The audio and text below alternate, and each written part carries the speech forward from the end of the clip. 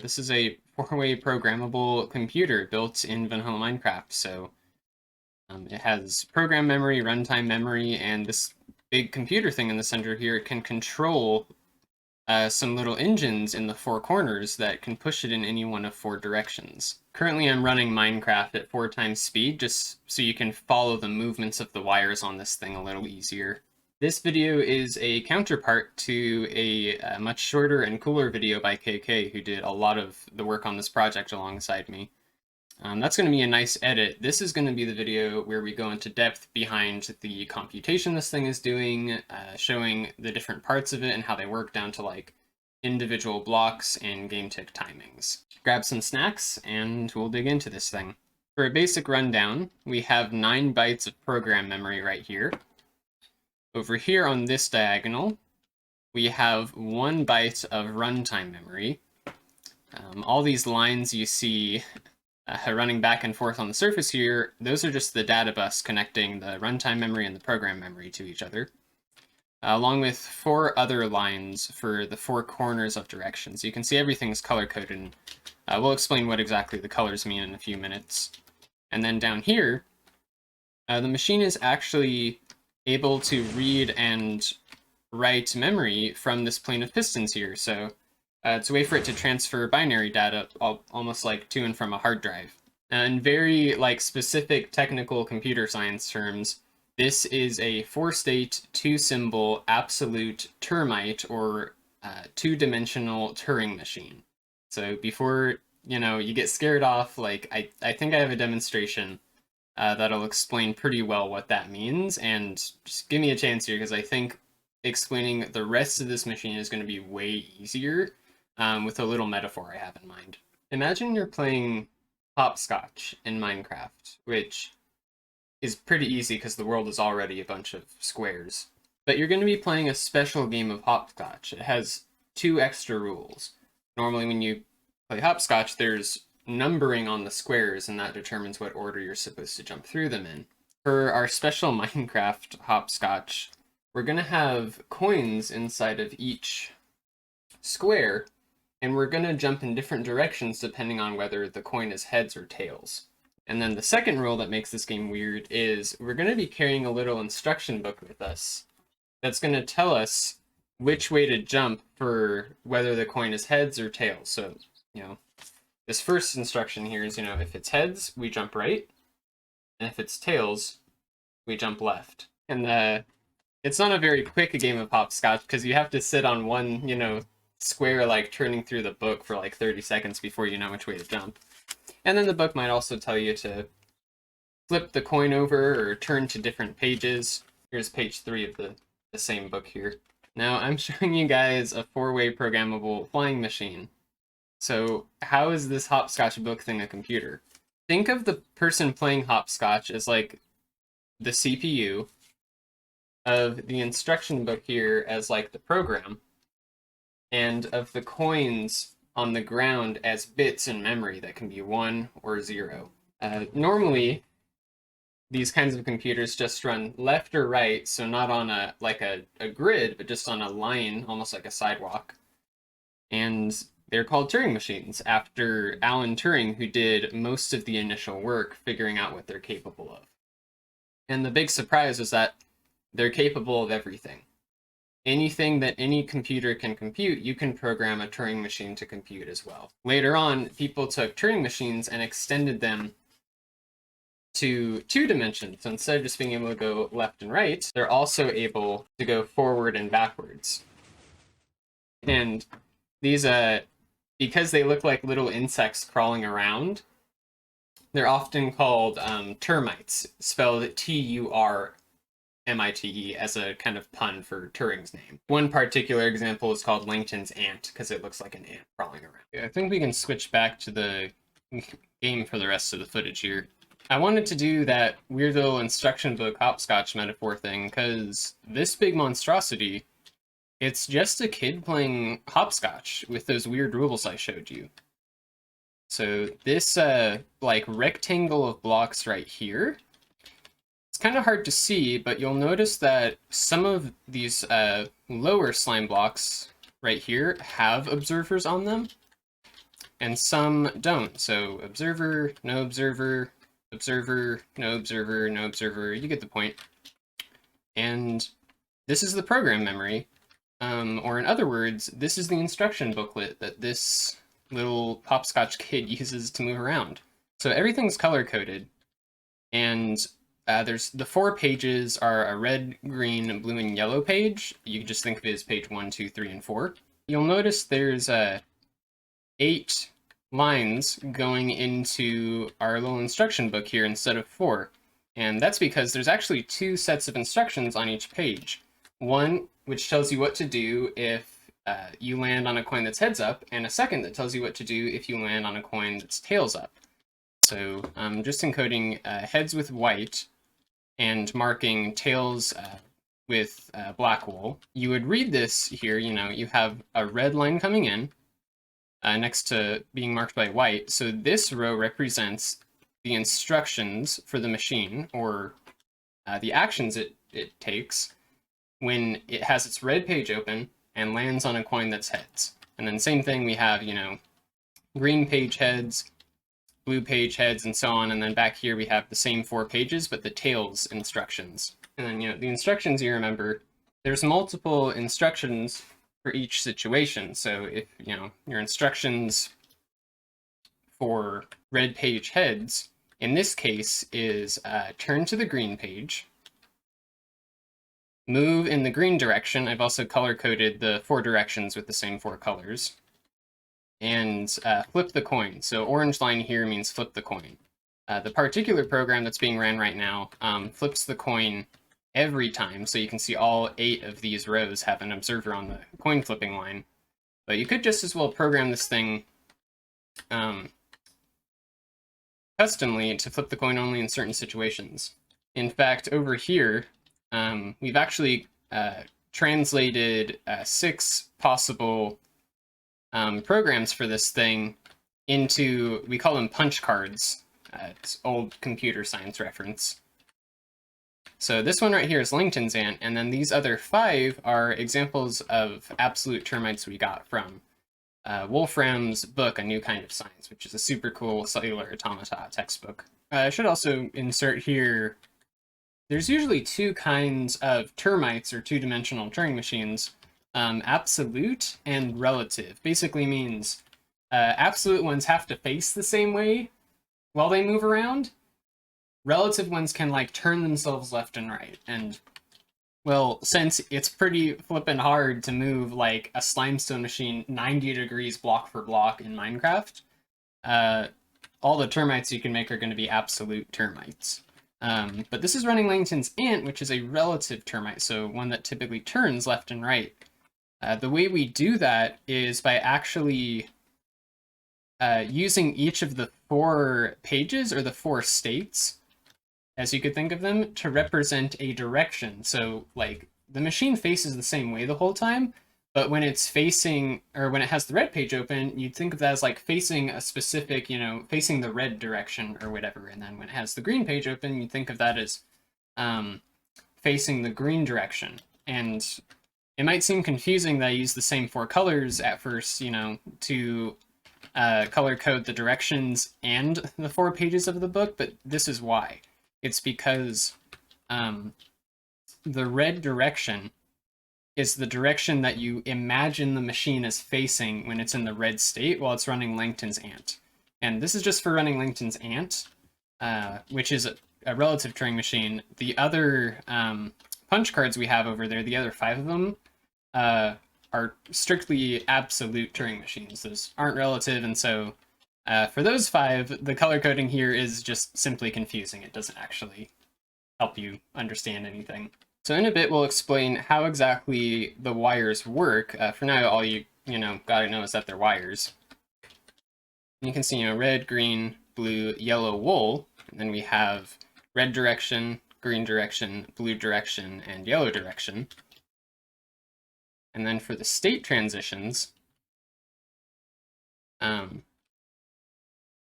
using red, green, blue, yellow ors to mark out the wires that turn the pages in the instruction book open or closed.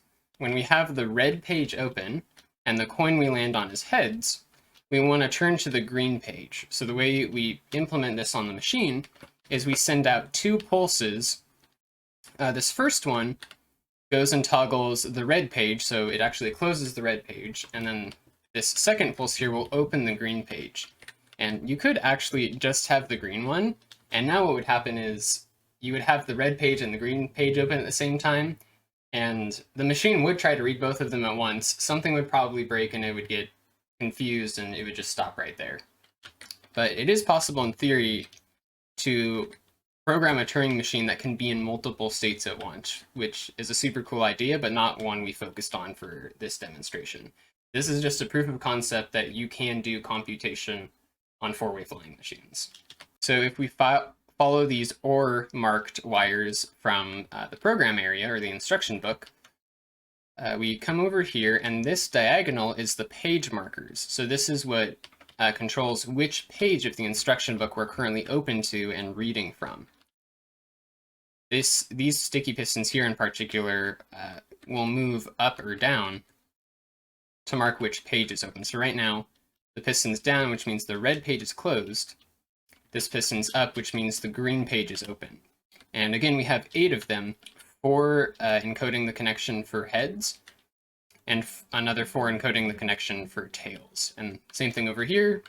Red is turned off, green is turned on, blue and yellow both off. There would be something wrong if, like, the green page was open over here and the blue page was open over here. These two are programmed, the machine is programmed so that these two are always synchronized.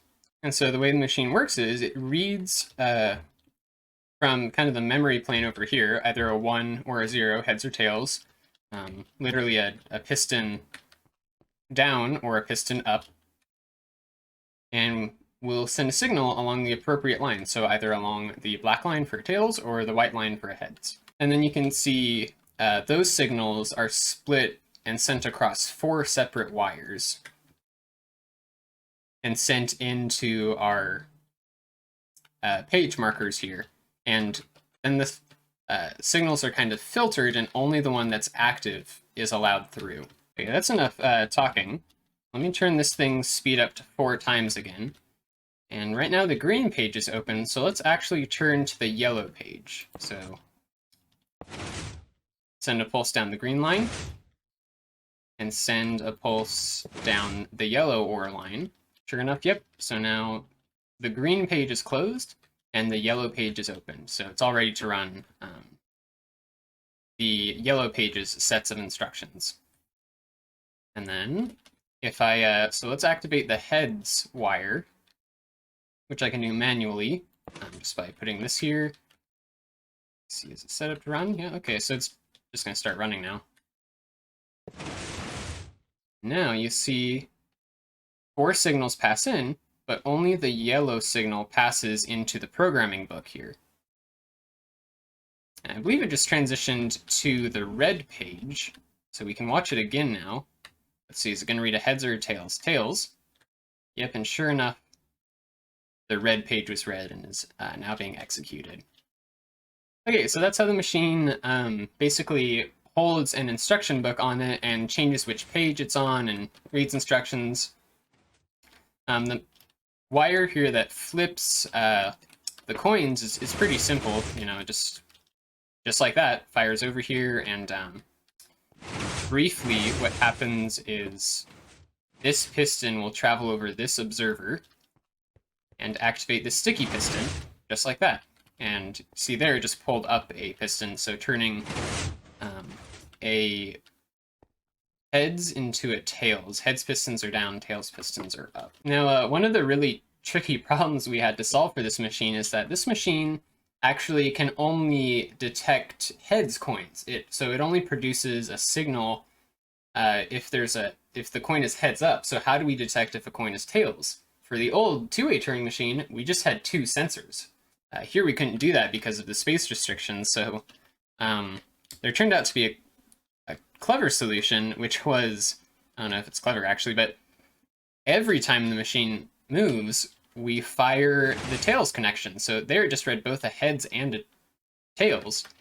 But what we do is there's an extra wire here, so you can see this wire, the one nearest us, is the one that sends the heads signal from the memory reader over into the page turners. But there's a second one here. And what this second wire briefly does is it actually turns off a toggleable connection here for the tails wire. So you can see there it's turned off and then turned back on. And the whole machine is set up and timed just right so that the automatic tails signal will always hit that connection when it's off if the heads line fired. So tails always fires and heads will briefly block it so that only one signal passes into our instruction book at each movement cycle. Okay, so we've done the theory of the computation. We've kind of shown at a high level, bird's eye view, how you would implement that computation on a flying machine like this. Now we're going to get into the actual circuits and shapes of slimestone that make this possible. So there's 3 or 4 main discoveries or inventions that this would not have been possible without. So the first one is a layout for an expandable 4-way flying machine. So you can control it, move it in one direction at a time. The one block at a time feature was actually, as far as I know, first used by KK, who contributed a lot of other stuff to this project, but I don't actually know if Dylan D was the first person to create this, but they have really good tutorials on these kinds of machines, and that's where I learned how to build these from, so much appreciation there. Okay, so I found out after recording all this that this engine was originally designed by Cubster and was first presented about 4 years ago on the RMC team YouTube channel. Okay, back to the video. And then after this, so you can see this is actually kind of a diamond shape, and this thing is also a diamond shape. And I don't know how to build a 4-way expandable flying machine that's not in a diamond shape. So you can see we have a lot of unused space on this thing because I couldn't really trim it down to fit the shape of the computer. But this is this is the first 4-way programmable computer, not a good 4-way programmable computer. On that note, I should mention that this is actually, as far as I know, this is not the first 4-way computer. This is the first 4-way programmable computer. So a much smaller version of this that only runs Langton's Ant was actually created, and it's super funny. As far as I know, it was created totally independently from me and KK working on this, or they might have seen the videos I post, but we weren't in correspondence or anything. And they finished, I think, within 24 hours of me finishing this one, which is insane. But it's iRobo and Voxel Wizard. I think iRobo said they might be producing a video about theirs, so it'll be linked if it's out by the time this is out. But this one can run about, about 1 billion different punch card programs. Theirs focus just on Langton's Ant, and they managed to make it way smaller and about 12 times faster. So it's super cool to see a bunch of new 4-way tech popping up, not just in my own workspace. So the really big barrier to making these things was wires. And I had a really crappy wire design that I came up with. But then KK made this super crazy useful wire. So you can see these shapes down here are the same shapes that make up the interior of the expandable 4-way flying machine. So it's genius because you're reusing the floor of the 4-way flying machine as wires, so this thing doesn't jitter when it moves. Wires can cross over each other without interfering. It's a super useful design. And because this is going to come up a lot, this uses a specific principle with observers and redstone blocks.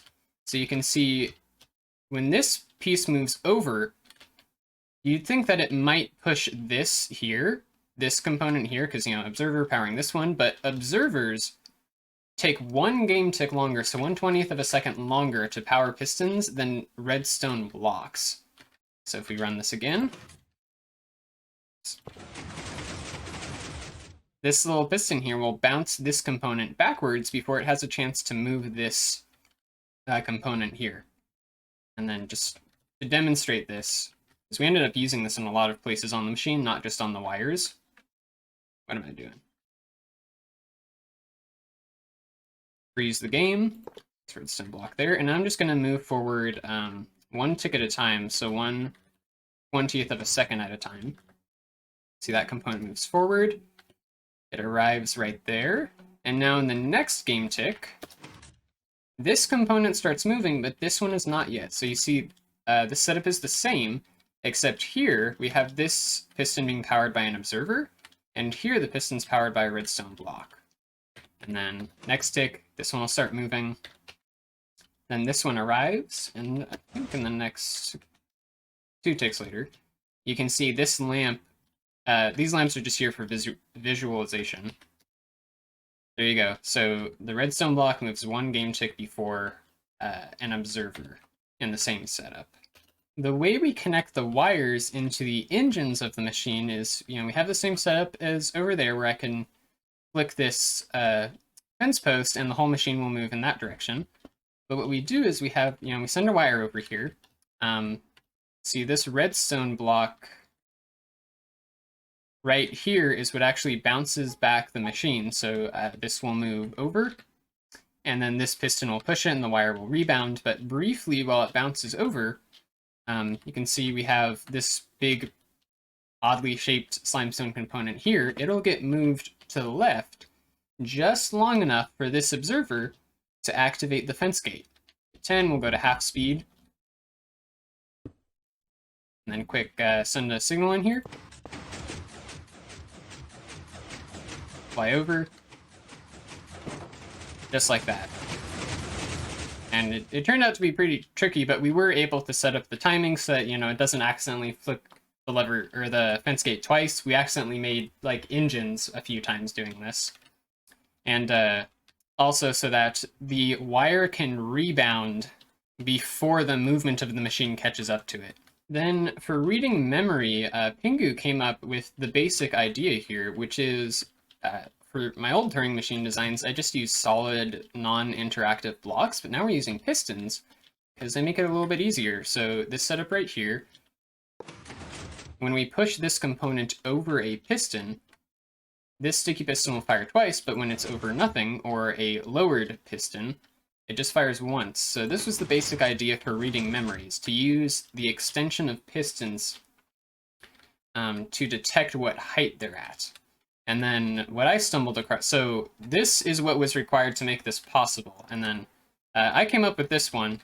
It's just a little bit, it's this, but it can also change the height of pistons. So if we push this thing over, nothing happens, but if we push it over a piston, you see it pops up briefly. And then, actually I can demonstrate this now.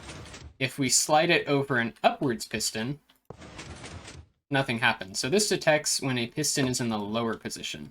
It's nice though, because we can also change the position of the piston with it. So those are all the basic circuits, and I'll go show how they're all arranged in there.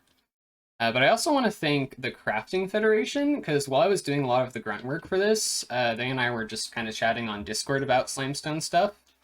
And the immediate response when I brought up the idea of a 4-way programmable flying machine was to be made fun of and like ridiculed for even proposing the idea, because most people up to this point thought this was utterly impossible. But it actually turned out to be like super discouraging to get that response. And I don't know, I might just be more sensitive to discouragement, but I was about ready to give up on the project early on, but a handful of people took me seriously and like talked about, obviously, the people that contributed parts took it seriously. Crafting Federation didn't necessarily contribute any parts, but they spent a long time talking to me about it, took the idea seriously, and contributed their own thoughts on it, and so I'm pretty sure I would have given up if it weren't for their support, so just big thank you to them. So it's really cool that this has turned into quite a community project, like where there's probably, at least like 4 or 5 people where this thing would not have happened without them. So first of all, you can put turns in wires with this setup here, there's actually much easier ways to do it, but this is the only one I know of at the time. So let me just quick block that. So if I fly way over here to where this wire starts, so we push the wire. Yep, and then you can see the wire fired. I stopped it, but on its, so the wires fire off and then they bounce back. And this is a little setup where on the bounce back, you can set off another wire and kind of chain them together and make turns, and that way you can kind of loop them around the whole machine. One of the big challenges with these wires, though, is that if say, here, the wire is running from the yellow side of the machine to the green side over there. When you have a wire running from side A to side B, it has to start on side A, which actually turns out to be challenging. So for instance, if we try to start a wire here and run it that way, it would break when the machine moves. And the reason for that is the shape that the update order makes when this thing flies. Okay, so let's just start it up here. I usually take out this observer here. Oh, this is another actually useful trick. So this was shown to me by Voiding in their Slimestone tutorial series, which is a super useful series. It's pretty much what taught me how to use observers in Slimestone. Let me put this back here. Basically, the way this works is, let's turn the game to about half speed, is redstone lamps have a delay for turning off. So if we send the machine off in this direction, this observer is going to get pushed. It's going to power the piston once, which is normal, but when the light turns off, it powers this piston a second time. And that's what allows us to create an auto fire wire.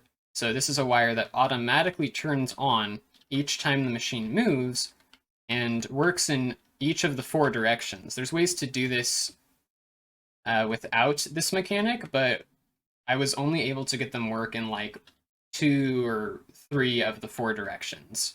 Okay, so we got wires, we got turns in wires.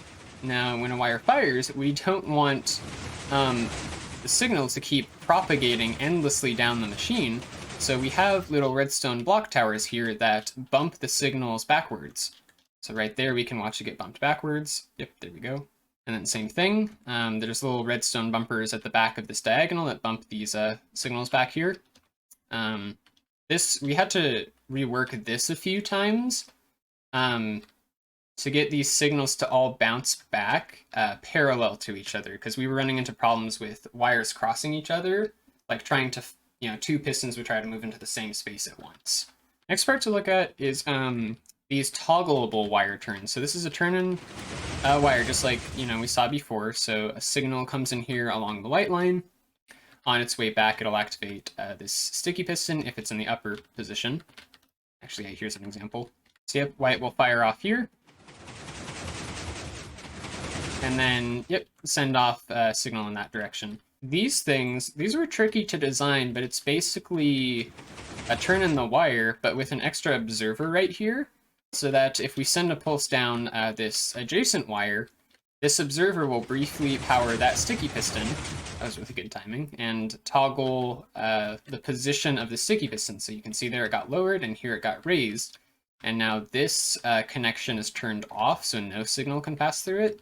And this connection is turned on, so a signal can't pass through it. You might have caught it by now, but you can see this whole machine updates in a diamond shape. So you can see the pushing when the machine moves doesn't come through in a straight line side to side, but in kind of like an arrow.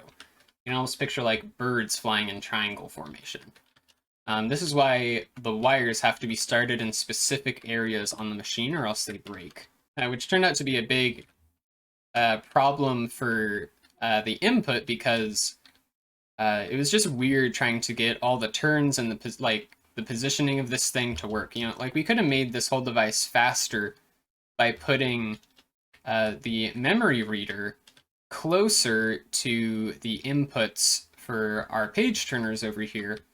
But if we had, say, moved this, mess of wires to right here, Now the wires would have had to send off signals either in that direction or that direction because of the directionality of wires having to go away from the side they start from. So we could not have put it here and sent a wire in that direction. I did figure out a way around that though with turns. So you can see the orange line here. This is what flips the coin. A signal passes into this, and here, with this weird setup right here, we can actually turn it to the left.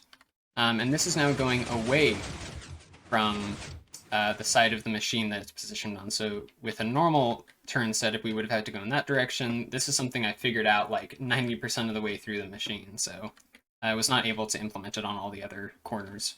And then we have 8 toggleable connections over there for the page turners, and one right here for what's called the zero locker, so the thing that keeps the tails or zero black wire from firing when a heads is red.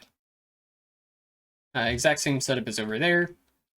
We have, turn, black wire comes in, black wire goes out to the right, and then the adjacent wire is powered by the white wire over there. So the sensor that reads a heads from the plane of coins or memory, however you want to think about it, down below. And just like I showed off to the side there, we got same setup over here with the tape reader and writer. Just when it pops up, this orange wool will briefly activate this observer right here, which powers the sticky piston, and this is just a basic wire input like I showed earlier, except on the underside of the machine. And the tricky part with this is that when the machine reads a heads, this piston actually attempts to fire twice, which would cause problems. So the way we fix that actually is with this kind of little piston lock here. So when this slime component moves over, this piston starts extending, and now because there's an extended piston in the way, this piston's second pulse is not able to push this component back over. It will get pushed back over when the kind of rebound of the wire moves backwards, but we don't want it moved until that point. And you can see this magenta block here marks the dead center of the machine. So because a lot of the turns and wires depended on which kind of quadrant of the machine they were in, I had to keep it marked where exactly the halfway marks were so I could position everything accurately. See, it got pretty tight here with the directional wool wires. In fact, while we're looking at it, you can see the yellow wire here does a pretty weird thing. It comes up, turns way over this way, loops around there, and then comes all the way back to activate the yellow direction right there. And we do that for 2 reasons. One is that at the time, I didn't know how to send a pulse directly to the left against the, directionality of the machine that I've been talking about. Secondly, if we did this, the signal to move the machine would reach that engine so quickly that it wouldn't be able to finish turning its pages before the wave of movement flooded through it, which if you try to move a wire while it's kind of activating or rebounding, it will break it. So this long loop creates enough delay for the machine to finish turning pages and whatnot before it moves. As a result of that delay in this thing's size, it only moves about once a minute, which is pretty bad. Run multiple inputs along the same wire. So you can see here we have 8 inputs going along this one redstone block marked wire here. Yep, here comes the signal. Travels around a bend here. Rebounds, and on its rebound is when it activates everything. Yep, you can see the wires activate just fine. They had to be reshaped a little bit so that they weren't accidentally sticking to each other sideways along this axis. And one little detail is when you put a turn in a wire, it changes the height of the wire. So you can see all the little components that make up the floor of this thing are either in a lower position or a higher position. So either one block lower than all the others or one block higher. When you put a turn in a wire, it switches it. So you can see here we have a high wire coming into the turn, and a low wire comes out of it. That's a problem though, because you can almost think of a big loop going around the machine here with 4 turns at each corner, which is we have page turners, to corner here, which goes into the programming bank, the punch card, and then multiple places in here it turns right again. Then turns right, you can see some turns forming diagonals here, and then returns to the page turners it came from, forming a full loop, except the signal came into the page turners along low lines here, but the signal that actually changes the state of the page turners, so turns the pages, is on a high wire. So that's a problem because, 4 turns would mean, you can go high, low, high, low, high, come back to where you started, or low, high, low, high, low, high, low, again back to where you started. But we need to come back to where we started at a different height. So the way we do that is with another connection here. So it's the same setup as a turn, except it doesn't turn. Right here, all we're doing is transferring the wire from a low line to a high line, going in the same direction, roughly hitting the same target.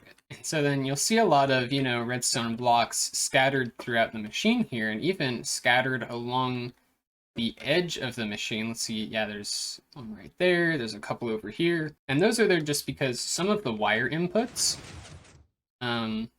or like the memory reader here, need the wave of movement to come through at a very specific timing. And so what we can do is use redstone blocks to adjust the timings by individual game ticks like I showed earlier over there.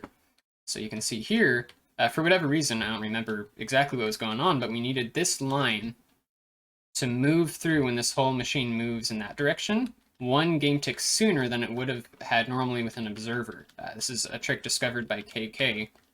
And you can see again here, we're transferring a movement propagation signal from this line to this line when the machine moves in that direction, so that this line moves a little bit quicker. And then all that's just done because, again, certain wires need really specific timings to function. So yeah, for the most part on this project, I just kind of like clumped together a bunch of stuff that everybody else had made into a bigger project. I know people have been working on flying machines that follow tracks, and they have some pretty good stuff out there already. Let's see if I can break these observers before the signal comes in. What's cool is we can actually modify Langton's ant program, so the program that the machine is currently running, to follow a track of any shape. Let's go to super fast runtime speed here. So running the game at 10 times speed now.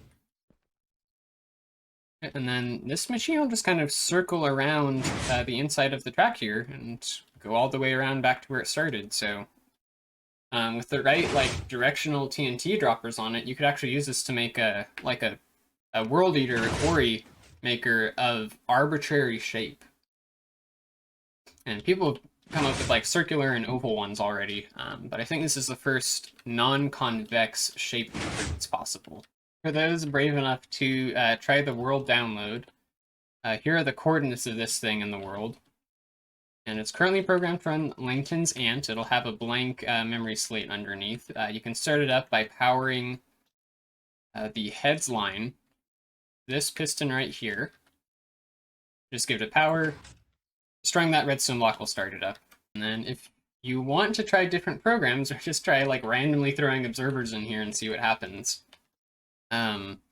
it is set up so that you have 4 pages, and then the same 4 pages again, the heads instructions first and the tails instructions. And then, we have red, green, blue, yellow ors, and so that's close or open the red page, close or open the green, close or open the blue page, same with yellow. And then wool marks movement, so this means move in the red direction, green direction, so on and so forth. And orange means flip the heads. Oh man, it's been a long video. Flip the coin that's currently under the memory, so under the tape head, which is what you would say for an older classical Turing machine. And then there are additional punch cards or sets of programs over here that you can like throw into the machine if you want. We don't have any clone or copy and paste. You just kind of gotta, what I find is usually easiest is like screenshot it and open the screenshot like on, the side of your game, and then like copy the observers in. So the way this would work, it would be like, so here we have, yellow, white. So this would mean the instructions for the yellow page when you have a heads up coin. And there's two observers here for the yellow and blue pages. So this means close the yellow page, open the blue page, or in other words, turn from yellow to blue, move in the blue direction, and flip the coin. And the observers here are facing upwards, but just to be super clear, when you put them over in their appropriate spots in the program card over here, you are going to want these observers to face sideways over the sticky piston corresponding to that specific slot in the punch card. Then just for fun, let's crank this thing up to 25 times speed. My computer can usually only handle a couple seconds of this before it crashes. Yeah, that's just so crazy. If you got the time, please go support the rest of the community who made this thing possible. Till next time.